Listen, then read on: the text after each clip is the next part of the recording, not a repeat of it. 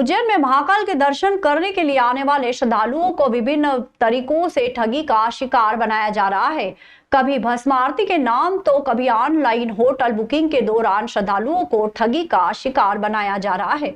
ऐसा ही एक मामला गत दिवस सामने आया है, जिसमें भक्तों को साइबर ठगों ने अपना निशाना बनाया। ये ठग पिछले 8 महीनों से सक्रिय है और एक फर्जी वेबसाइट के जरिए माहेश्वरी एवेन्यू होटल के नाम पर देश भर के भक्तों को ठग रहे हैं। पीड़ित अभिषेक सिंह ने कहा कि 13 अप्रैल को ऑनलाइन बुकिंग थी और जब वे आज दर्शन के लिए पहुंचे तो उन्हें पता चला कि उनके साथ धोखाधड़ी हुई है। उन्हें होटल बुकिंग के नाम पर 5100 रुपए की चपत लगी। ठगों ने उन्हें फर्जी बुकिंग के बाद होटल के बिल की हुबहू सॉफ्ट कॉपी भेजी थी, जिससे उन्हें ठगी का एहसास नहीं हुआ। होटल मैनेजर अंकित प्रजापत ने बताया कि हर हफ्ते कोई न कोई भक्त ठगी का शिकार हो रहा है। उनके पास शिकायतों का ढेर लग गया है। उन्होंने बताया कि वे लगातार श्रद्धालुओं को सावधान कर रहे हैं कि वे ऑनलाइन बुकिंग करते समय अतिरिक्त सावधानी बरते। सीएसपी राहुल देशमुख ने बताया कि पुलिस ने इस मामले में जांच शुरू कर दी है और साइबर टीम आरोपियों की पहचान करने और उन्हें पकड़ने के लिए हर संभव प्रयास कर रही है। उन्होंने बताया कि पुलिस इस मामले को गंभीरता से ले रही है और जल्द ही आरोपियों को गिरफ्तार किया जाएगा। श्रद्धालुओं को ऑनलाइन बुकिंग करते समय अतिरिक्त सावधानी बरतने की सलाह दी जाती है। किसी भी अनजान वेबसाइट पर भरोसा न करें और बुकिंग करने से पहले होटल से सीधे संपर्क करके पुष्टि जरूर करें। इसके अलावा ऑनलाइन बुकिंग के लिए हमेशा विश्वसनीय वेबसाइटों का उपयोग करें और कभी भी अज्ञात लिंक्स पर क्लिक न करें। जो हमारे पास लगातार 8 महीने से ऐसी शिकायतें मिल रही है कि किसी अज्ञात व्यक्ति जो है फेक वेबसाइट बनाकर व्हाट्सएप के माध्यम से चैट में QR कोड और बैंक अकाउंट के माध्यम से बुकिंग के नाम पर अमाउंट डलवाया जाता है। अभी तक ऐसा करीबन 25 से 30 शिकायतें हम लोगों को 8 महीने में मिली है, जिनके हम लोगों ने आवेदन की प्रतियां बनाकर थाने में और पुलिस विभाग को भी अवगत कराया है और साइबर सेल ऑनलाइन में भी हम लोगों ने कंप्लेन की हुई है, लेकिन अभी तक ऐसी कोई वैधानिक कार्रवाई पुलिस द्वारा हुई नहीं है। ये अभी लेटेस्ट में लेटेस्ट जो कंप्लेंट्स हुई थी उसकी भी हम लोगों ने 15 तारीख को कंप्लेन की थी, आवेदन थाने पर दिया था, लेकिन उसमें भी कोई कार्रवाई नहीं हुई है और पूछताछ के लिए थाने से कोई अभी तक आया नहीं है। के श्रद्धालु कुछ मुंबई के थे, दिल्ली के थे, बेंगलोर और ऐसे गुजरात, बहुत सारी स्टेट्स के ऐसे श्रद्धालु आते हैं। आपकी कोई वेबसाइट वगैरह? जी नहीं, हम ओनली मेकमाईट्रिप और गोआईबीबो पे अवेलेबल है और वहीं से बुकिंग्स लेते हैं। आपकी साइट भी है कुछ? जी नहीं, हमारी ऐसी कोई अभी तक वैलिड वेबसाइट नहीं है और जो वेबसाइट गूगल पर है वो किसी फ्रॉड व्यक्ति द्वारा बनाई गई है, तो उसका होटल से कोई संबंध नहीं है। थाना महाकाल पे आवेदन प्राप्त हुआ है जिसमें फेक वेबसाइट के थ्रू बुकिंग का मामला है। इसकी जांच अभी जारी है। जांच के अनुरूप जो भी इसमें निकल के आएगा उसके अनुरूप हम लोग कार्रवाई करेंगे। इसमें मुख्य रूप से ये होता है कि फेक वेबसाइट्स क्रिएट की जाती हैं, जो फिजिकली यहाँ पे कोई होटल होता नहीं है, बस वेबसाइट क्रिएट की जाती हैं और चूँकि बाहर से दर्शनार्थी आ रहे होते हैं, उन्हें जानकारी होती नहीं, वो बुकिंग करा चुके होते हैं, अमाउंट पे कर चुके होते हैं। तो इस पर श्रीमान SP सर के निर्देश के अनुसार साइबर टीम भी पूरा काम करी ताकि हम इस पर ट्रैक डाउन कर सकेंगे कि जो फेक वेबसाइट बन रही हैं उन्हें धीरे धीरे क्लोजर करा सकें। उज्जैन के ग्राम दाऊदखेड़ी स्थित खेत पर बने छोटे पुल में 8 वर्ष के बालक की डूबने से मृत्यु हो गई। नीलगंगा थाना पुलिस ने मर्ग कायम कर शव का PM कराया है। सुसनेर हाल मुकाम दाऊदखेड़ी का 8 वर्षीय बालक अमन राजोट पिता मानसी राजोट अपने दादा कालूराम के साथ खेत पर गया था। कालूराम खेत का काम निपटा रहा था और अमन खेत पर बने पुल के पास खेल रहा था। इसी दौरान वह पुल में जा गिरा। कुछ देर तक वह कालूराम को नहीं दिखा तो उन्होंने आसपास तलाश शुरू की। अमन पुल में पड़ा था, पानी में से बुलबुले उठ रहे थे। कालूराम ने बताया कि पोते को तत्काल पुल से निकाला गया और उसके पेट से पानी निकाला तो वह रोने लगा। प्राइवेट अस्पताल में इलाज के दौरान बच्चे की मौत हो गई। पुलिस ने मर्ग कायम कर शव का PM कराया। नीलगंगा थाना प्रभारी तरुण कुरिल ने बताया कि अमन अपने दादा के साथ खेत पर गया था और वहां खेलने के दौरान गहरे पानी में डूबने से उसकी मृत्यु हुई। उन्होंने बताया कि सचिन शर्मा ने किस नियम के आधार पर खेत में पुल बनाया था, इसकी जांच मौके पर पहुंचकर की जाएगी। यदि पुल नियम विरुद्ध बनाया गया है तो खेत मालिक के खिलाफ कार्यवाही की जाएगी। पुलिस मामले की जाँच कर रही है।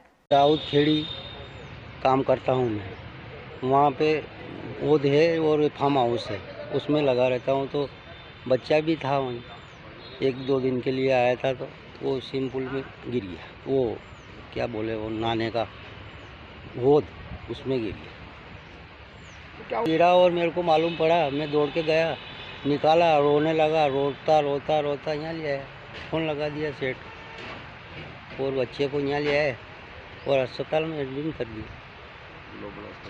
कौन सा? प्राइवेट। अमन नाम है बच्चे और मौत हुई 4 बजे के करीब। 8 साल का बच्चा। ये गांव जाग सुसनेर के पास, सुसनेर तहसील लगती है, जिला आगर, गांव जाग। और आपके यहाँ पर फार्म हाउस में आया था काम कर रहा हूँ स्थायी 2 साल का। उज्जैन शहर के 4 प्रमुख मार्गों के चौड़ीकरण को लेकर राज्य स्तरीय तकनीकी समिति से फैसला आ चुका है। शीघ्र ही इन 2 मार्गों के चौड़ीकरण को लेकर नगर निगम द्वारा कार्य किया जाएगा। इससे पहले नगर वासियों को, व्यापारियों को नोटिस देने की प्रक्रिया पूर्ण करेगी। महापौर मुकेश टटवाल ने बताया कि एसएलटीसी से बीडी मार्केट होते हुए शिप्रा नदी के छोटे पुल और कोयला फाटक से गोपाल मंदिर तक मार्ग के टेंडर की दर स्वीकृत हो गई है। जल्द ही दोनों मार्गों के चौड़ीकरण का कार्य भी शुरू हो जाएगा। वहीं खजूर वाली मस्जिद से गणेश चौक और गाड़ी अड्डा से बड़ी पुलिया तक हुआ टेंडर को स्वीकृत नहीं मिल पाई। इस कारण इन दोनों मार्गों के लिए फिर से टेंडर प्रक्रिया की जाएगी। कलेक्टर रोशन सिंह ने बताया कि चारों मार्गों के चौड़ीकरण में अब तक टेंडर प्रक्रिया मार्गों में सेंट्रल मार्किंग, घरों और धार्मिक स्थलों पर मार्किंग के काम किए जा चुके हैं। बता दें कि इन चारों मार्गों के चौड़ीकरण में 1335 मकानों के हिस्से और 51 धार्मिक स्थल आ रहे हैं। इनमें से एसएलटीसी से स्वीकृत हुआ बीडी मार्केट से छोटी पुलिया मार्ग में 319 मकान और 11 धार्मिक स्थल आ रहे हैं और कोयला फाटक से गोपाल मंदिर तक 325 मकान और 11 धार्मिक स्थल आ रहे हैं। लेकिन धार्मिक स्थलों को हटाने के लिए अब तक की बैठक में कोई ठोस फैसला सामने नहीं आ पाया है, जिस पर फाइनल निर्णय बाकी है। भोपाल एसएलटी से हमको जो 2 मार्गों की स्वीकृति प्राप्त हुई है, उसमें हमारा बीडी मार्केट, क्लॉथ मार्केट से लेकर के तेलीवाड़ा ढाबा रोड होते हुए छोटी पुलिया वाला मार्ग का चौड़ीकरण होना है। दूसरा हमारा कोयला फाटक चौराहे से लेकर के छतरी चौक गोपाल मंदिर वाला जो हमारा मार्ग है, इन दोनों मार्गों की स्वीकृति एसएलटी से प्राप्त हो गई है। इन दोनों रोडों का चौड़ीकरण का काम शीघ्र प्रारंभ किया जाएगा। उज्जैन के महाकाल सवारी मार्ग के सौंदर्यीकरण के लिए मध्य प्रदेश के मुख्यमंत्री डॉक्टर मोहन यादव द्वारा 64 करोड़ रुपए की राशि स्वीकृत की गई है। इस राशि से सवारी मार्ग के निर्माण एवं सौंदर्यीकरण का कार्य शीघ्र प्रारंभ होगा। महाकाल सवारी मार्ग का सौंदर्यीकरण करने का प्रस्ताव 2023 में आया था। स्मार्ट सिटी ने डीपीआर बनाई थी और निगम ने काम शुरू किया था, लेकिन कुछ अड़चनों की वजह से ये कार्य रुक गया था। लेकिन अब महाकाल सवारी मार्ग के सौंदर्यीकरण को शासन स्तर पर हरी झंडी मिलने के साथ ही 64 करोड़ की राशि स्वीकृत की गई है। महाकाल सामान्य सवारी व राजसी सवारी मार्ग के अंतर्गत 11 मार्ग आते हैं जिन पर कार्य होना है। इनमें से 2 मार्गों पर कार्य शुरू हो चुका था, अब बाकी के 9 मार्गों पर कार्य किया जाएगा। महापौर मुकेश टटवाल ने बताया कि सवारी मार्ग के सौंदर्यीकरण एवं सवारी निकलने के दौरान श्रद्धालुओं को सुव्यवस्थित रूप से सुगमता पूर्वक दर्शन हो सके, इसकी परिकल्पना उन्होंने की थी। इस परिकल्पना को मूर्त रूप मध्य प्रदेश के मुख्यमंत्री डॉक्टर मोहन यादव ने देते हुए कहा कि 64 करोड़ की राशि स्वीकृत कर दी है, जिससे सवारी मार्ग के निर्माण एवं सौंदर्यीकरण का कार्य शीघ्र प्रारंभ होगा। सौंदर्यीकरण के अंतर्गत एक जैसी दुकान का निर्माण, एक जैसा कलर, महाकालेश्वर मंदिर के प्रतीक चिन्ह की आकृति इत्यादि कार्य किए जाएंगे। मुख्यमंत्री डॉक्टर यादव द्वारा सवारी मार्ग के सौंदर्यीकरण 64 करोड़ की राशि स्वीकृत के बाद सवारी मार्ग के सोना चांदी व्यापारी सिद्धार्थ जैन ने मीडिया से चर्चा करते हुए बताया कि इस प्रकार के सौंदर्यीकरण से उज्जैन में पर्यटन बढ़ेंगे और श्रद्धालुओं को बेहतर अनुभव मिलेगा। साथ ही सवारी मार्ग पर सभी मकानों और दुकानों पर एक जैसा कलर होने से इस मार्ग का सौंदर्य देखते ही बनेगा। इस कार्य को जल्द शुरू किया जाना चाहिए। देखिए, जो महाकालेश्वर तीर्थ है वो अपने आप में विश्व प्रख्यात है और सावन की जो सोमवार की सवारियां जो यहाँ पर निकलती हैं उसको देखने दूर दूर से लोग आते हैं। और डॉक्टर मोहन सिंह जी ने जो 64 करोड़ रुपए स्वीकृति दी है, जो उन्होंने सेंक्शन किए हैं, वो घोषणा बहुत ही प्रशंसनीय है। अपने महापौर जी टटवाल जी का जो सपना था वो सच होने जा रहा है और सवारी मार्ग पर जितना भी एरिया है वो पूरा ये लोग पूरा एक जैसा एक ही कलर में उसको करने वाले हैं और भगवान की जो जितनी भी आकृतियां हैं वो भी वहाँ पर सजेगी और एक अलग ही माहौल रहेगा जिसको विश्व से और पूरे इंडिया से सभी लोग देखने आएंगे। और मेरे हिसाब से ये अभी तक की सबसे सुंदर और सबसे भव्याति भव्य सवारी रहेगी। सबसे बड़ी बात ये कि ये जो पूरा एक जैसा जो कलर होगा और जो एक जैसी आकृतियाँ लगेगी, इससे एक अलग ही माहौल जो है वो बिल्कुल बनेगा और इससे पर्यटन भी बढ़ेंगे। मतलब जो लोग अभी आ रहे हैं, लगभग 2 से 3 लाख पब्लिक जो अभी डेली आ रही है वो बढ़ती जाएगी और सिंहस्थ भी आ रहा है, उसका भी एक अलग ही माहौल बनेगा। और ये बिल्कुल सही फैसला है क्योंकि उज्जैन अपने आप में इतना विश्व प्रख्यात हो रहा है, जिस हिसाब से उस हिसाब से ये सब करना जितना भी हो रहा है वो सब बहुत बहुत बहुत लाभदायक रहेगा उज्जैन के लिए। फिल्म एवं छोटे पर्दे की अभिनेत्री रूपाली गांगुली ने आज बाबा महाकाल के दर्शन कर पूजा अर्चना की। टेलीविजन और फिल्म की मशहूर अभिनेत्री रूपाली गांगुली आज शाम को उज्जैन आई और सीधे महाकाल मंदिर पहुंचकर अपने बेटे के साथ बाबा महाकाल के दर्शन और पूजा अर्चना कर आशीर्वाद लिया।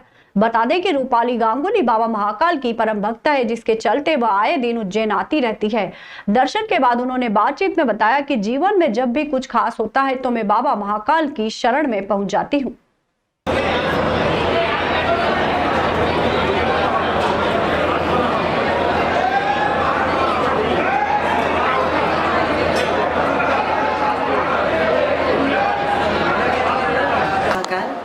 इस बार मैं आई हूँ मेरे बेटे के साथ। हर 2 से 3 महीने में मैं बाबा के दर्शन के लिए आ जाती हूँ। जब भी जीवन में कुछ ख़ास होता है या जब भी थोड़ा लो फील करती हूँ या चली आती हूँ, तो मैं हमेशा कहती हूँ कि मेरा मायका है।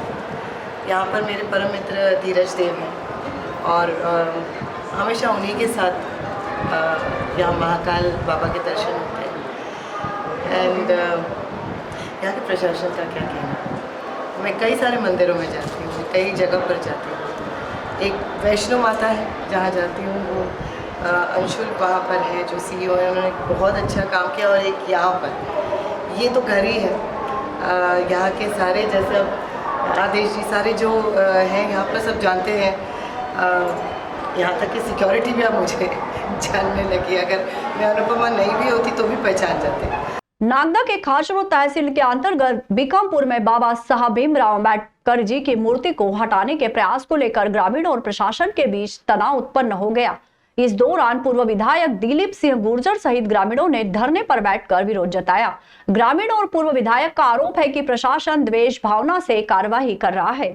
उनका कहना है कि कल बाबा साहब की मूर्ति का अनावरण होना था और इस अनावरण समारोह में ग्रामीणों ने बीजेपी के किसी भी नेता को कार्यक्रम में नहीं बुलाया था, जिस पर बीजेपी ने राजनीति कर प्रशासन को मूर्ति हटाने को लेकर दबाव बनाया है। पुलिस और प्रशासन का कहना है कि मूर्ति हटाओ वरना जेल में डाल देंगे, लेकिन ग्रामीण और पूर्व विधायक का कहना है कि सुप्रीम कोर्ट का आदेश सड़क के बीचों बीच का है, न कि सड़क के किनारे का। उन्होंने कहा कि बीजेपी इतनी गंदी राजनीति नहीं करे और हम अपने संविधान को बचाने के लिए अंतिम सांस तक लड़ते रहेंगे। कई घंटों की मशक्कत के बाद पुलिस और प्रशासन को खाली हाथ लौटना पड़ा। ग्रामीण और कांग्रेस नेताओं ने संविधान निर्माता बाबा साहब भीमराव अम्बेडकर की मूर्ति पर माल्यार्पण कर जय भीम के नारे लगाए। ग्रामीणों का कहना है कि बिना किसी की सहायता से हमने सभी गांव वालों ने मिलकर पैसा इकट्ठा कर मूर्ति को स्थापित किया है और इसे कभी नहीं हटने देंगे। पूर्व विधायक दिलीप सिंह गुर्जर ने कहा है कि हम अपने संविधान को बचाने के लिए लड़ते रहेंगे। कांग्रेस नेता अनोखी लाल सोलंकी ने भी कहा कि प्रशासन की इस कार्रवाई का हम विरोध करते हैं। ग्रामीणों ने भी कहा कि हम अपनी मूर्ति को बचाने के लिए किसी भी हद तक जा सकते हैं। बिकमपुर में ग्राम पंचायत की अनुमति से यहाँ पर बाबा साहब की अम्बेडकर प्रतिमा लगाने का निर्माण कार्य करीब साल भर से अजय वर्ग के लोग चंदा करके मूर्ति बाबा साहब की मूर्ति स्थापित करने जा रहे थे। कल हम सबको बुलाया था। आज प्रशासन का दबाव है जो मूर्ति को निकाला जाए। एक तरफ से भारतीय जनता पार्टी का चेहरा उजागर हो रहा है, एक तरफ तो संविधान की रक्षा और संविधान की पालन करने की बात करते हैं, वही प्रशासन की आड़ लेकर बाबा साहब की मूर्ति को हटाने का उनका षड्यंत्र किया जा रहा है। इसका हम पूरी जोर विरोध करते हैं। सार्वजनिक ग्राम पंचायत से लगा के प्रत्येक व्यक्ति, कोई जाति का भेदभाव नहीं। यहाँ पे बिकमपुर में सभी जाति वर्ग के लोग, छोटे से लगा के बड़े व्यक्ति, सभी ने सहयोग करा है। हमने घर जाके 1 रुपये का चंदा लिया है और सभी का सहयोग हुआ। हमारे अकेले से कोई काम नहीं हुआ है। और हम आज कल मूर्ति अनावरण करने का था, आज टेंट सारा प्रोग्राम था, पर प्रशासन रोक लगा रही है, तो ये गलत बात है। पैसा इकट्ठा करके यहाँ पे निर्माण किया निजी जेब से और ग्राम पंचायत की अनुमति ली और उसके बाद में पूरा मामला तैयार हो गया। स्टैचू भी लग गया है, 1 हफ्ते से लगा हुआ है। अब इसका अनावरण कल होने वाला था। प्रशासन द्वारा गांव के लोगों को बुलाकर डराया जा रहा, धमकाया जा रहा कि मूर्ति को निकाल दो वरना तुम्हें जेल में डाल देंगे। इस प्रकार से दबावपूर्ण षड्यंत्रपूर्वक प्रशासन भारतीय जनता पार्टी की कठपुतली बनकर बाबा साहब अम्बेडकर जी की मूर्ति उखाड़ने का प्रयास कर रही है और गांव के लोगों को डरा धमका के कि आपको ही उखाड़ना पड़ेगी मूर्ति और नहीं तो हम आपको जेल में डाल देंगे। इस प्रकार से डरा धमका के बाबा साहब की मूर्ति को छेड़खानी करने का प्रशासन प्रयास कर रही है भारतीय जनता पार्टी के दबाव में, क्योंकि कल अनावरण होना है और इसमें जितने भी अतिथि हैं वो सारे कांग्रेस पार्टी के, भारतीय जनता पार्टी के नहीं है। और गांव वालों ने एक एक व्यक्ति ने चंदा इकट्ठा करके ये बाबा साहब की प्रतिमा यहाँ पर स्थापित की है।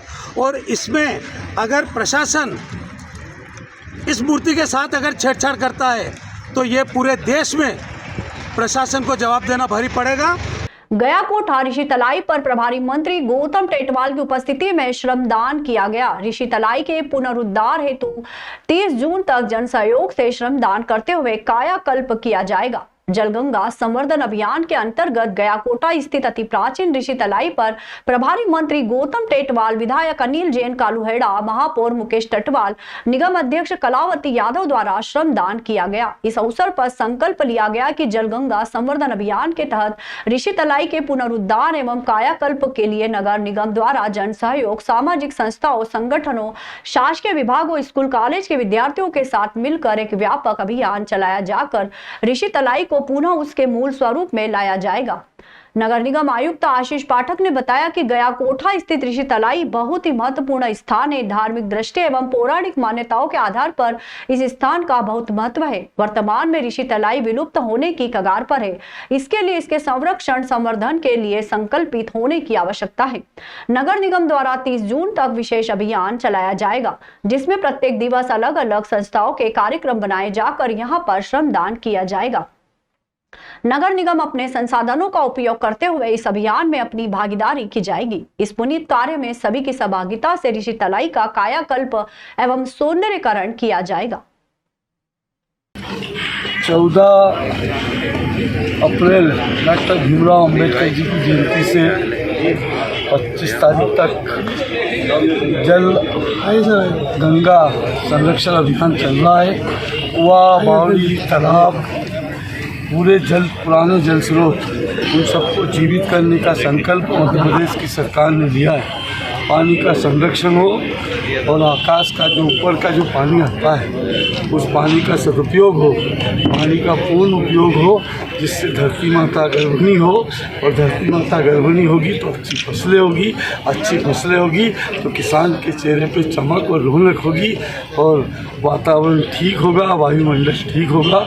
उसको लेके मध्य प्रदेश की सरकार कृत संकल्पित है और मध्य प्रदेश की सरकार के मुखिया स्वयं डॉक्टर मोहन यादव जी ने इसकी शुरुआत ग्वालियर से की है और पूरे प्रदेश भर में ये संपूर्ण समाज, हर वर्ग का व्यक्ति इस अभियान में लगा हुआ है। वार्ड क्रमांक 5 में हमारा प्राचीन पौराणिक स्थल गंधर्व तालाब, जिसका पौराणिक महत्व है, ऐतिहासिक महत्व है, उसके सौंदर्यीकरण को लेकर हमारे यशस्वी प्रभारी मंत्री माननीय गौतम टेटवाल जी की उपस्थिति में, हमारे माननीय विधायक अनिल जैन कालूहेड़ा जी की उपस्थिति में, हमारे यशस्वी पार्षद दिलीप परमार जी की उपस्थिति में और सभी ज्येष्ठ कार्यकर्ताओं की उपस्थिति में उसके भूमि पूजन का कार्य आज किया गया है। निश्चित रूप से उस तालाब के सौंदर्यीकरण के बाद उस पौराणिक स्थल की नूतनता के साथ में हमारे सामने होगा। हम और जल संवर्धन का कार्य अभी हमारे यशस्वी प्रधानमंत्री जी के नेतृत्व में पूरे देश में चल रहा है और प्रदेश के मुखिया डॉक्टर मोहन यादव जी के नेतृत्व में प्रदेश में भी ये जल संवर्धन का काम चल रहा है। उसी के कार्यक्रम में चाहे वो गंधर्व तालाब हो कि उसके साथ ये ऋषि तलाई का काम भी नगर पालिका निगम ने अपने हाथ में लिया है। प्रभारी मंत्री गौतम टेटवाल और अपर मुख्य सचिव राजेश राजौरा की अध्यक्षता में सिंहस्थ 2028 के कार्यों की समीक्षा बैठक प्रशासनिक संकुल भवन में आयोजित हुई है। बैठक में सिंहस्थ 2028 महापर्व के अंतर्गत सिंहस्थ मध्य से अन्य प्रस्तावित कार्यों की समीक्षा की गई है। अपर मुख्य सचिव राजेश राजौरा ने उपस्थित जिला कलेक्टरों को निर्देश दिए हैं कि नवीन निर्माण कार्यों की योजनाओं को सिंहस्थ में आने वाले श्रद्धालुओं के लिए की जाने वाली व्यवस्थाओं को ध्यान में रखकर ही प्रस्ताव बनाया जाए। प्रभारी मंत्री गौतम टेटवाल ने सभी अधिकारियों को निर्देश दिए हैं कि सिंहस्थ 2028 के लिए होने वाले निर्माण कार्यों की गुणवत्ता पर विशेष ध्यान दिया जाना चाहिए। प्रभारी मंत्री ने कहा कि निर्माण कार्यों की गुणवत्ता की लगातार जांच की जानी चाहिए। आने वाले आगामी सिंहस्थ में भी इन कार्यों की उपयोगिता होनी चाहिए। इसके लिए जरूरी है कि सभी अधिकारी समय समय पर इसकी गुणवत्ता जांच करते रहे। अपर मुख्य सचिव राजेश राजौरा ने निर्देश दिए हैं कि सिंहस्थ के लिए एक विस्तृत मास्टर प्लान तैयार किया जाए, जिसमें कार्यों को सूचीबद्ध कर उनको एक प्लेटफॉर्म पर लाया जाए। इससे सिंहस्थ 2028 की जरूरत का ध्यान रखकर शेष बचे हुए कार्यों को भी सम्मिलित किया जा सकेगा। बैठक में संभाग आयुक्त इंदौर दीपक सिंह, संभाग आयुक्त उज्जैन संजय गुप्ता, सिंहस्थ मेला प्राधिकरण के अधिकारी आशीष सिंह, कलेक्टर उज्जैन रोशन कुमार सिंह के साथ इंदौर और उज्जैन संभाग के जिलों के कलेक्टर भी उपस्थित रहे। बाबा जय गुरुदेव आश्रम के बाबा उमाकांत जी महाराज के अनुसार आगामी तकलीफों से बचने के लिए अखंड साधना शिविर का आयोजन किया जा रहा है। उनका कहना है कि इस शिविर के माध्यम से जीवों को 84 लाख योनियों के चक्कर से और नरकों की असहनीय पीड़ा से बचाया जा सकता है। बाबा उमाकांत जी महाराज ने कर्मों की आगे मिलने वाली तकलीफों से बचने का उपाय बताते हुए कहा कि 25 मई 2025 को वार्षिक भंडारे पर्व से पूर्व सभी साधक सत्संगी कम से कम 5 दिनों का अखंड साधना शिविर लगाएं और खूब साधना, सुमिरन, ध्यान और भजन करें। उनका कहना है कि इसी सूरत शब्द योग साधना से कर्म कटेंगे, शारीरिक कष्ट, आर्थिक परेशानी, दुख, तकलीफ दूर होगी और मुक्ति मोक्ष का रास्ता खुलेगा। जो बैठेगा उसका मन रुकने लगेगा और हर तरह का भौतिक और आध्यात्मिक लाभ भी मिलेगा। उन्होंने कहा कि देने वाले का बड़ा लंबा हाथ है, करो और स्वयं अनुभव करो। बहुत से लोग जो इस संदेश को सुन रहे हो, आपको भी तकलीफ होती है, हो जाती है, होती रहती है। तो ये जो कर्मों की वजह से तकलीफ आ रही है, उसको काटना जरूरी है।